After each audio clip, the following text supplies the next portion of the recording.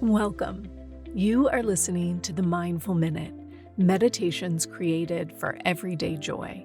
I'm your host, Meryl Arnett, and my passion is making meditation accessible and enjoyable. This podcast is recorded from my live Monday night meditation class, where we have a brief discussion followed by a guided meditation. If you would like to access these meditation practices as standalone audio files for your daily practice, please subscribe to my newsletter at merylarnett.com. It's free, and you'll receive a new mini meditation each week, along with behind-the-scenes content and bonus material for each podcast episode. All right, let's grab a cup of tea, a comfy seat, and settle in for today's practice.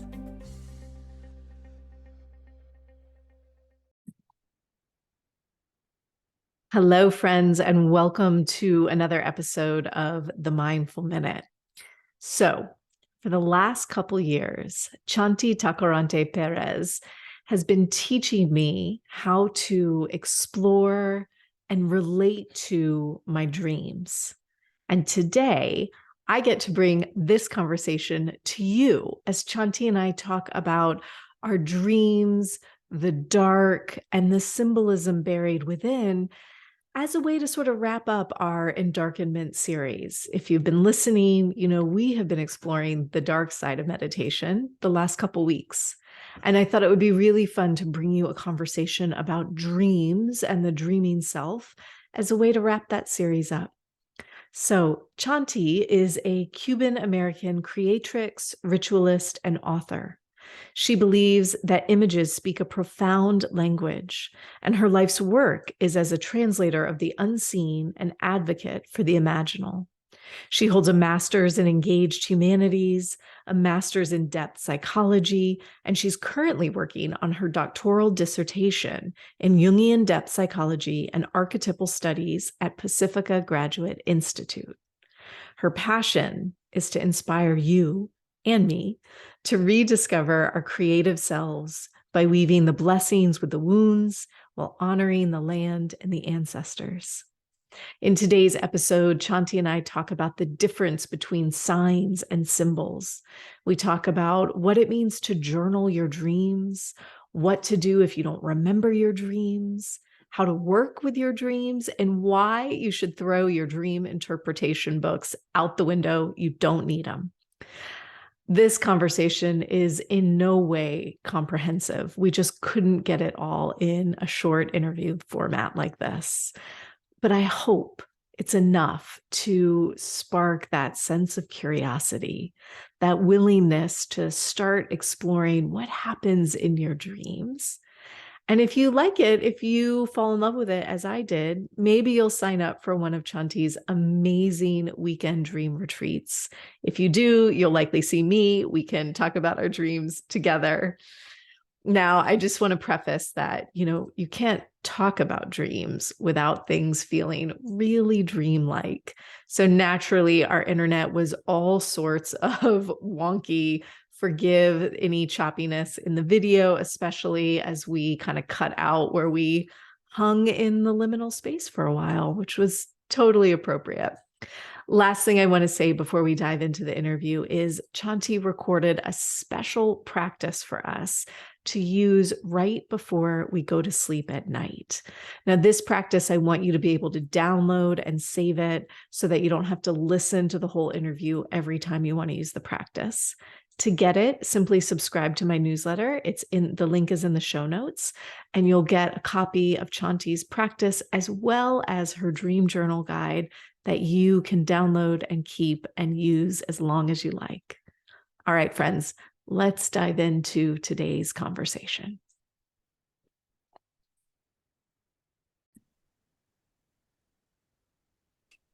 Hi, Chanti. Welcome to the Mindful Minute. Hi, thanks for having me here. I'm just gonna close this dock. I love that you have rainbows on your sweater and your face. You got like a crystal somewhere. Yeah, it's right here in the window, and I'm out of it being on my actual face, but maybe it's still there. I love it. So As we were just talking about, listeners will have just finished a 3-part series on being in the dark. And I thought it would be a really fun way to wrap up this exploration to bring in a conversation about dreams. And as listeners will have just heard, Chanti is the teacher that really introduced dream work to me as a very intentional practice. And I'm like letting this be a completely casual conversation, Chanti. I haven't written anything down or prepared anything at all whatsoever, but maybe let's start with, like, how did you get into dreams? Where did this start for you? Well, I was very lucky to live with a family that it was a normal thing. We talked about dreams. We still talk about dreams. It was just something that, we did. And as I was thinking about our conversation today, I was like, oh, what were some of those like first dreams that I remember? And some of them I really do. I remember 2 specific ones. One when I was a very small child, maybe I don't know the exact age, but like 5 or 6. And my parents had gone on vacation on a cruise, and I was staying in my great grandmother's house. And I had a dream that the cruise ship got stuck in the middle of the ocean because there was no water in the middle of the ocean. And at that age, I wet the bed. And I woke up and I just remember having that dream, like, oh, I saved the ship from like being able to move because I wet the bed. So in that space of like literalness of like what happens in the dream space, or metaphorical, more dreamlike, that we can't really make this stuff up. You have a dream, and as a child you solve something by doing something physically. And so I guess the beginning was really just honoring dreams. And it wasn't like a shameful thing. It wasn't like, oh, that's make believe, or oh, don't believe your dreams. And the other dream that I was thinking about was a very kind of lucid dream, and it a little bit scared me, but also really intrigued me. And it must have been the first time I ever wrote a dream down. Like, I must have been in middle school sometime, and I had like a little diary, and I remember making a picture of like a body above my body, and waking up to like this big something over me, but I was just screaming, like, and nothing would come out of my mouth. Oh. So Mm. so I guess this kind of fascination, and those, thinking about it now, those are 2 kind of more scarier dreams. Maybe that's why they made an impression and I can still remember them. And I guess, to answer your question of when this all started, maybe it was then. And then, I think I recorded my dreams a lot. I think throughout like middle school, high school, I remember recording my dreams. And then maybe at some point I stopped doing that. Or I would share them a lot. I would just share them with friends, family, my partner. I guess later on in my life, the dreams became a primary source for me, a place where I could relate to, and where the relationship felt more intimate versus, a story that you tell, or something that you write down and then kind of, forget about. So yeah, I just created, I guess the relationship just blossomed into more of a constant exploring, talking, like a regular relationship that we would have, like you meet with somebody and you're kind of hanging out, and then you meet them again and again, and then all of a sudden you're like BFFs.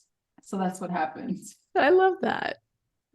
It's so interesting. I was reflecting from the last dream workshop that I did with you a couple of weeks ago. I was reflecting the very first dream I remember when I was young was a reoccurring nightmare that I had over and over again. And I remember telling, like, I was struggling with it because it would wake me up. I would be so scared. And I was talking with my parents about it.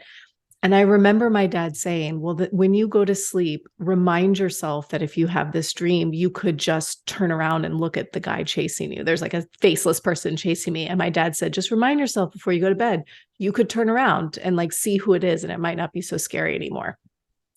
And then I did that. Like the next time I had the dream, I turned around and now that figure had a face and it was somebody I knew and it was no longer scary. And I never had the dream again. And then sort of throughout my life, I've had these really like either scary and or just like visually intense reoccurring dreams. And something interesting would happen. I'd be like, oh, that's so interesting. And then I'd forget it and go on with my life. But now that I'm doing this intentional work with you, and I look back, I'm like, I've had so many amazing messages come through my dreams that even today, like I just made a list in that workshop. I actually made a list of like one sentence. This was like, remember, you can turn around and look, right? Like, who doesn't need that in their life? Oh my God. Meryl Papa. Gosh. I know. That's amazing that your dad said that to you. And I just want to remind you, that's really dream incubation. That's what that is. Like you incubate, you have some kind of concept idea. And so when you are in the dream, you can do certain things like turn around. And as dreams have it, like that dream that you were just sharing, and especially like this like theme of like nightmares or things that are really like scary or dark or in the shadows, or that we don't necessarily want to talk about. Nobody wants to talk about like a scary, awkward dream. But I maybe it is as we're kids that those things really make an imprint on us, because as you were talking, I was remembering of a figure that I had in my dream. And then I saw it on like the TV the next day. And it was like some scary villain from like a telenovela. Like my grandmother's watching some, I don't know how to say that, in soap opera. And there's this like, figure with a hat and like something blowing like a cape or something. And I had never seen that before. So it's just very interesting what like our like child's body, brain, psyches, souls kind of like absorb and then remember later on. It's very dreamlike. It is. It really is. So let's take the conversation. Let's like start from a place of assuming that we maybe haven't worked with dreams intentionally before.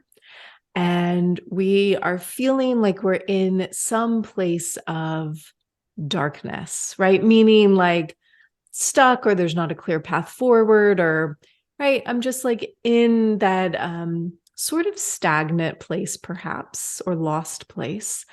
And I'm listening to this conversation. I'm like, oh, that's interesting. What am I going to use my dreams for? How am I going to relate to my dreams? So how might we interact with our dreams?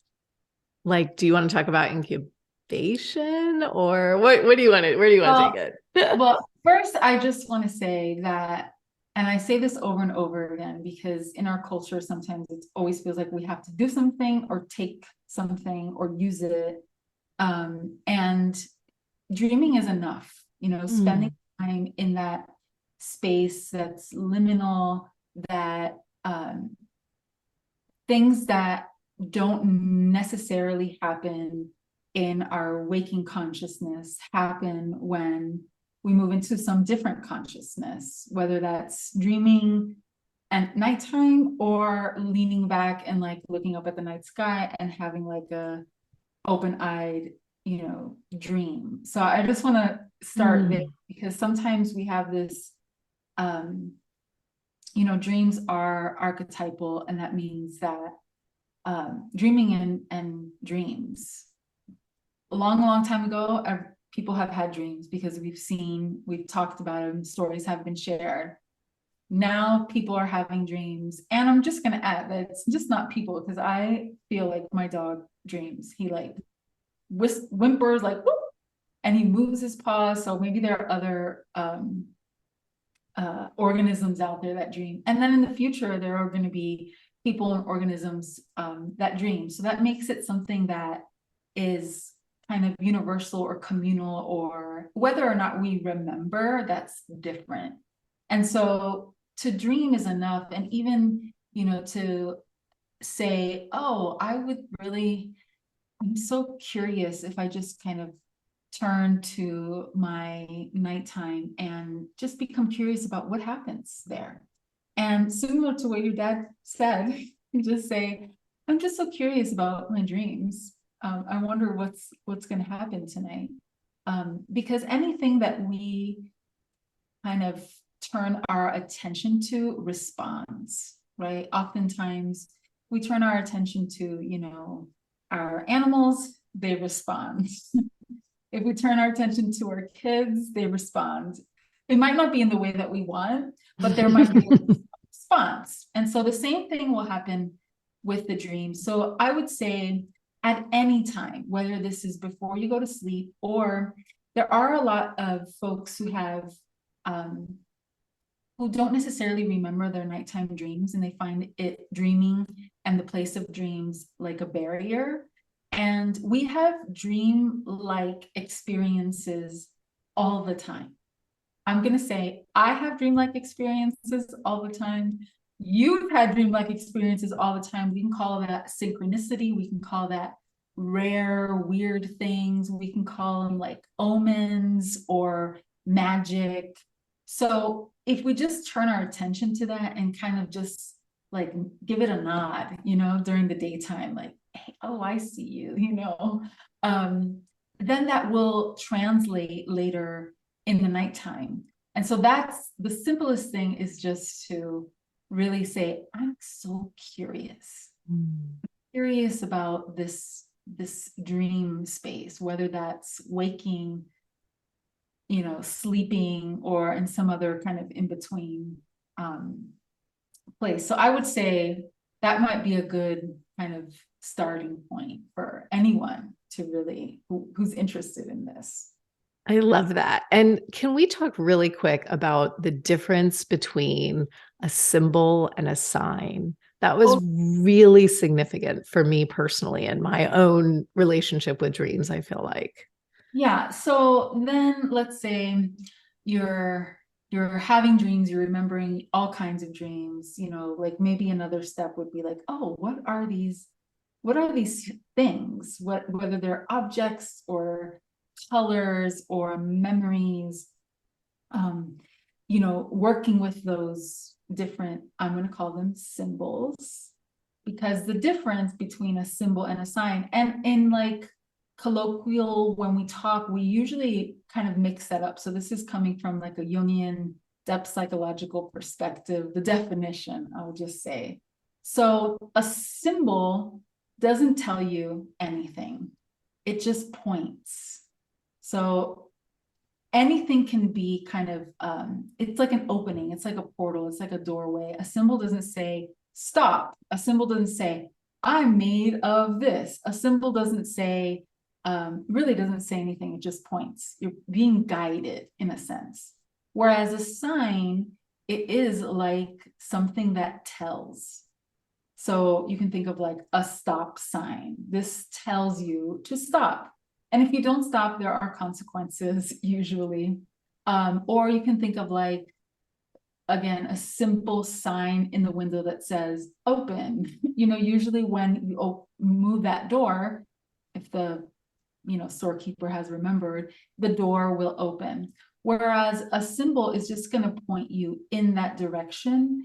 And it's not going to be so literal, I will say. Symbols are not literal. They're packed with all kinds of possibilities. And so, there's like books on what dreams mean. And you know that those are, they're great, they're nice, but they are signs. They tell you what something means. And that's not necessarily going to fit everybody's experience, nor should it, to be honest. It shouldn't. It's a good place to go like second, third, or fourth. I don't go there anymore often. But sometimes you'll have a dream and you're like, whoa, what was that? Does that word even exist? And you might, look it up really fast. And that happened to me this morning. And I was like, oh, should I look it up? I was like, no, I'm going to do work with it later. Ooh, I love that. Yeah. So sometimes, we're in a culture that just wants to know, want to spend time with or relate. We just want this like quick taste, it's like, I'm just going to pop this taste in my mouth. And then, it kind of falls, for me, it falls flat and short. So that's the differences between those two. And I feel like when you look something up, like I notice even with oracle cards, when I look it up, I don't remember it. Like the next time I pull the card, I don't remember the meaning. Whereas if I really spend time with it, so here's my next question. You just said like, oh, no, I'm going to work with this later. What does that mean? What are you going to do later? Yeah. So what would I do with that later? So in this dream, there was some kind of music experience happening. So, and there was kind of two layers, and I was walking down, and there was a person with a big basket, and it looked like a rectangle basket. And inside the big basket, they looked like sticks with something on each end. And I was like, what is that? And the person in the dream said, Ora, O-R-A, I believe. I didn't bring my dream journal over here. And so I was like, does that even exist? Like, is there such an instrument? And then the dream went on and it got even more intimate. There was like all these different instruments started coming in. And, I was now handing out these sticks to people. And there was this man, a little man two men or people on a rocking chair rocking. And this was all then happening in front of my grandmother's closet, my great-grandmother's closet, which is a very, very sacred space. It was like the first place I ever learned to do ritual, and the first altar I ever saw in my life. It was in the closet. And then there's this whole like, what's in the closet? And there was a horseshoe in the closet. There were all these like very interesting things in there. And so what I would do later today or tonight, specifically for that tool or instrument, I might actually draw it a few times. And this is just the way that I work with dreams. I'll draw it from a different perspective. I'll imagine it in my hand, and I'll see how thick it might be or how tall it might be. And they were all different. I will say they all had a different, like, because I was giving them out, and one was thinner and some were thicker and heavier. And then I might see what it would be played for. So all this is now happening in my imagination. So one thing I may do is, I would draw out the image. Then I would imagine these sticks or these wands or these instruments like in my hands, and imagine what I would do with them, because I didn't actually hear it being played. So I might kind of try that in my imagination. And I actually, most likely for this dream specifically, it felt like a very embodied instrument. So I would maybe get up and like move with it. And as I'm doing this, I'm not trying to like suck out information, like, or do anything in that. Really, I'm just kind of like, I'm so curious about you. What is it that, if anything at all, is this instrument about? And then there is a practice that I learned in Jungian depth psychology that's called active imagination. This is like an embodied form of that, where you basically have a conversation with whatever part of the dream, with an object. And it seems kind of like, whoa, super bizarre. But it's so helpful. Almost like, like if you ever talk to your dogs, I talk to my dog all the time and it talks back, you know? And my partner and I have conversations about what the dog has said. Now, if that hasn't happened in your household, that's fine. But or like if you have kids and they're playing with a toy and the toy talks back. You have kids, like the toy talks. Yes.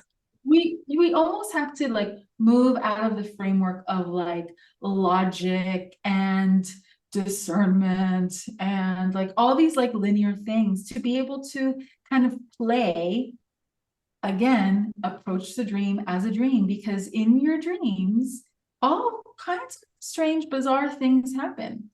And then at some point, depending on I don't work with all of my dreams, or I don't relate with all of my dreams, but sometimes some of them are like, if it has anything to do with my great grandmother, I'm like, I'm there. There's just some certain like pointers in the dream that say, I'm important to me. And that, that may be a feeling, a sensation, it may be a specific date for, someone. And then I might kind of journal again, like what happened when I stand with the stick or the wand. And towards kind of when I was coming out of that dream, there was a whole bunch of like trumpets. So it sounded like a very like a big band. And in Cuba, we have like instruments from like a lot of different cultures coming together. And there's this very specific song that talks about like where our people are from, all different flavors. We have all different kinds of instruments and all different kinds of movements in our body. And so the dance happens, or the Cuban people happen because there's so much variety. Like that's what it means to be Cuban. And so now I'm just kind of talking out loud and thinking this dream has to maybe do with some kind of like meshing identity or work around that, because that's a big wounding for me. And it's a work currently that I'm working a lot in. And sometimes the dreams just have like for me have a certain kind of reorienting. And so like when I was and I'm just talking about this because it's pulling me in that direction. When I'm still in grad school, at the very beginning of when you're doing a doctoral dissertation, they want you to come up with this like mind-blowing question that you're going to spend a whole bunch of time on. And they want you to like make it up and think about it. And I'm like, that goes against everything we've studied. I don't understand why I have to just come up with this. Isn't there some kind of like technique or process that uses the unconscious, if that's what we're... And so it was just like, oh, it'll just happen. Just go with the flow type deal. And I was like, no, I'm not doing that. And so I incubated, incubated a dream. And basically what that means, it's like you put something, this is how I think about it. You put something in an egg or in a shape and you ask, and I was like, what's the question of my dissertation? Like, what is this question? And then it took forever to hatch, really. Like there were all these different symbols that came up and that led me in certain directions. And that's how I formulated that question. And so I'm guessing that this might have to do with a little bit of that because it's coming up and we're talking about it. And on our little break, I went and I grabbed the dream journal just to have it here in front of me. Oh, I love that. Talking about it. Yeah. So that's how I would begin to relate to a dream or work with a dream, or see if there's anything there. Actually, I don't know that you know this. I'm a double Aquarius. I don't know if you knew that. That's my sun and my rising. I'm a double Aquarius. I am the most logical person you will ever meet in your entire life. Everything about what you just said goes against my inherent nature. I'm like, and even in that last retreat we just did, and you were like, now we're going to move like the symbol in our dream. I'm like, A, I feel ridiculous, and B, I don't believe you that something is going to happen. For me, moving, like, I wish I could remember what was in my dream, but it was not even a human. It wasn't like I was moving like a person. I was moving like an inanimate object. And I'm here to say that was the most profound part of, as it always is, right? Is like, so I'm voicing that out loud for any of the listeners who are like, I'm not going to do that. I also am somebody who would say, I'm not going to do that. And yet I have found so much richness and like total joy, in all honesty, just from like playing with my dreams. And it's been, the challenge for me has been the like, you're not doing anything. You're not going to get this answer. Like you just said, right? You're like, oh, I'm going to incubate this question. Well, I would like the answer in one dream. And it's not how it works. And it's so joyful. Yeah. And if we're talking about the darkness, some of that is gonna include ridiculousness. And some of that is gonna include what is uncomfortable and what we're not used to. So for me, what was uncomfortable has been the many, many years I have been spending in academia in this seemingly unlogical place, but very structured and very logical. And sometimes that's very helpful to have. I'm very grateful for the logic and the linearness of it. And, if you look into the other direction, there might be something there for us, especially when it seems, if you need the logic, because sometimes it's helpful to start with where you're at, double Aquarius, you can start with, approach the dream as a dream. There's the logic, and the logic is actually asking you to move into the most silly, ridiculous, childlike, but very vulnerable. When we it's like a little death, we don't know if we're really going to wake up. There are so many prayers that ask, like, bring me back. And there's so many lullabies that actually are very scary. Like the lullabies have this like weird eeriness to them. And that vulnerable space is so rich. And for those who are living in a Western paradigm and kind of maybe going against it or wanting to go against it, this is really great way to do it in the comfort of your own space. And nobody needs to know that you're doing this. You don't need to like talk about it. It's super helpful to talk about it with like somebody. After, if you wake up and you just kind of like move as your dream to the bathroom, it's just a little ways for most of us, depending where your bathroom may be.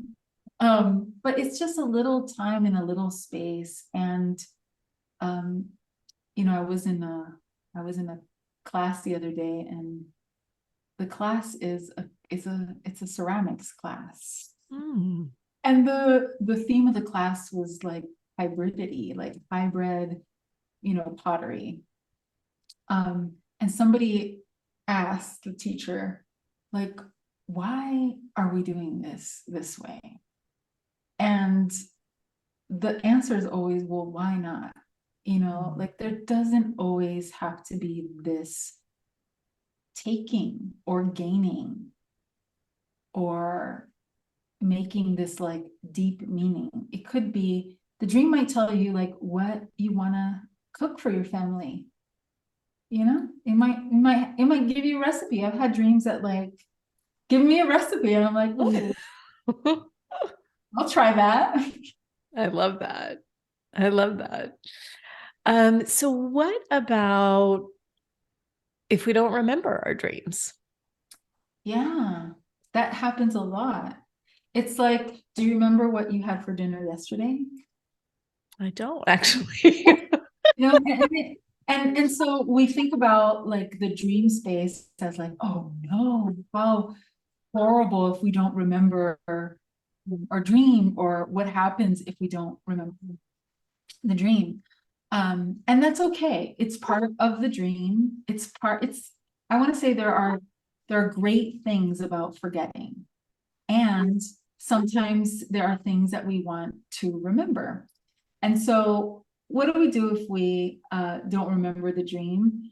And we are desiring a relationship with this space. If you're forgetting the dreams and you're wanting, or there's a desire to begin to relate to the dreams and see what kind of relationship can come over time, the one thing I would say is to just in the morning time, you wake up and you might just be still but not rigid, right? Sometimes rigidity, like I really want to remember my dreams. Why aren't you coming? That rigidity just totally like it's like a forgetfulness drug almost. Rigidity, I'm gonna say. And so you can be still and really relaxed. You can just linger in the bed, and just see if anything comes.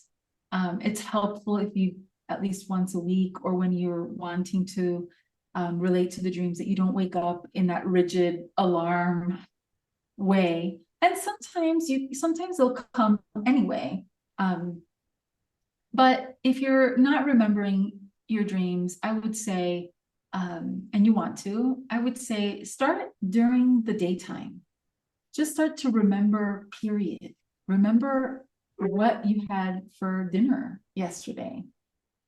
Remember your dreamlike moments, and then start a conversation with those waking dreamlike moments by maybe writing them down. Writing, whether it's writing, or if some people really like this like voice recording. I would never listen to that, so I don't do that. I like writing and doodling.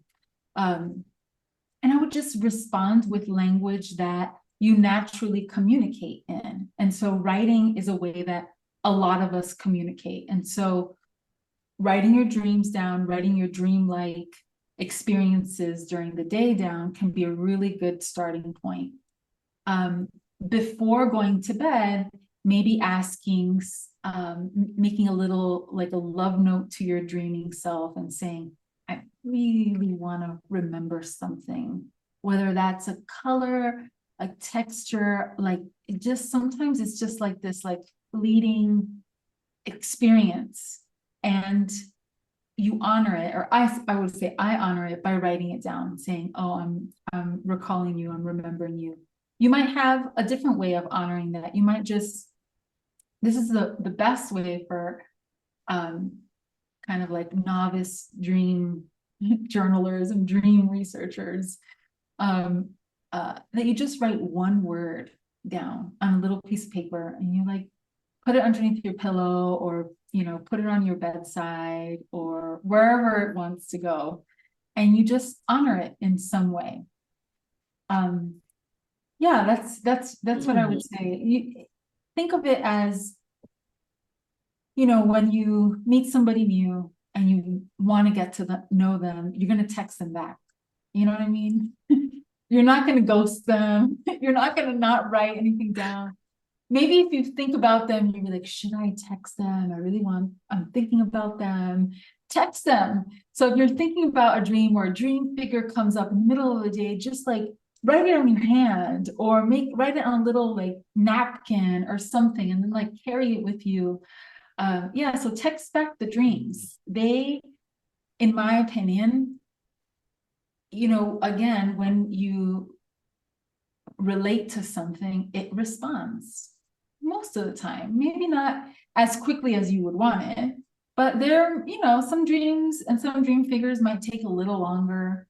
I remember there was one dream that I really, really wanted to work with, and this dream figure did not speak. It didn't speak until it had like a collective of voices. It was very interesting. And then it spoke through this like collective, through another dream. Actually, it was another collection of dreams. Yeah, so that's a one way we can start. And I can also give you a link to the dream journaling, creative dream journaling. And then whoever wants to kind of go in there and learn so many different ways to journal. Maybe sometimes we don't remember something, but we know, like, we have like a feeling or a taste, and that's enough. We just kind of scribble that down and feel like it's an honoring when we do that. So I will put that link in the show notes for listeners so you guys can download it. Thank you. That's an awesome journal. And I'll add that, which I've shared with you, Chanti, multiple times, is, I've noticed on the mornings when I'm woken up by my kids and it's very sudden, it's so much harder for me to remember my dreams than when I'm able to wake up at my own time and take my time getting out of bed and remember to remember, essentially. But one of the things that I do is, rather than keep my dream journal by my bed, I keep it next to the couch where I sit and drink my coffee in the morning. So we like stumble downstairs, the kids get their juice and get a show going. I get my cup of coffee and I sit with a journal and a pen in my hand, and I just wait to see if anything will reemerge. Sometimes it does, sometimes it doesn't. But I found that ended up being a more consistent practice for me than thinking, tomorrow I'll linger in bed long enough to, and I just wasn't able to. And so, I think giving yourself that permission, like you said, to, like, if you remember in the middle of the day, do it in the middle of the day. Yes, it's just so helpful. I mean, yeah, I feel like my dream journal sometimes sometimes I'm like in the bathroom in the morning, like on the ground, like writing it down, because I do like to kind of be on my side, or like, it just feels like, so I'm like in the bathroom on the ground, like writing in the dark sometimes with like, I have like a little light. But yeah, wherever the dream catches you, then you respond to it because they are autonomous. I like to think of them as autonomous, like they're not ours all the time. And sometimes they come and go, and they might be collective, or like, who are we to say exactly what a dream is, Is there anything I didn't ask that you really want to talk about today? Oh my gosh. Is there anything that you didn't ask? Maybe because you're talking about like darkness and I'm going to call it the necessity of spending time in there, relating to dreams. And maybe darkness is also kind of a space of liminality, because we don't really know what's in the darkness. And so thinking about dreams and dreams that happen in the dark, even though they're in the daytime, I just want to say that it kind of feels very like a paradox, but anything that moves you in that direction, in the direction of the dream, of the darkness, of things that can't be 100% known, or like we've talked about earlier, like things that are symbolic. However you translate that and relate to that, I feel like that's a good beginning point for anyone. Because it is, we don't usually talk about the darkness, and we don't usually talk about, like, you know,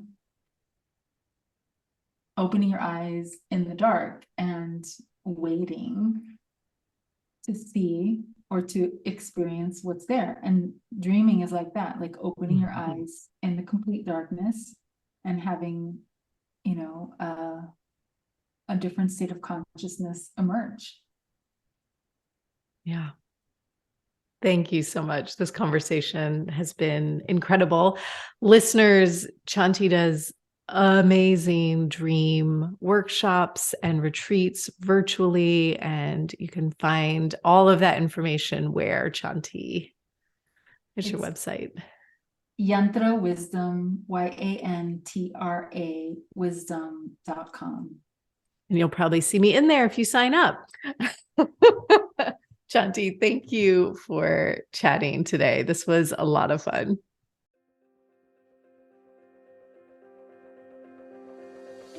Thanks for listening to the Mindful Minute. If you enjoyed today's episode, please consider sharing it with a friend or leaving me a review wherever you get your podcasts. This helps others to find the show, and let's face it, we could definitely use more meditators in this world. The Mindful Minute is recorded on Muskogee land and produced with the support of Madeline Day Production Management and Brianna Nielsen Virtual Assistance. To join my live classes, ask questions, or learn more about my teacher trainings, please visit merylarnett.com. Thanks again for listening. I'll see you guys next week.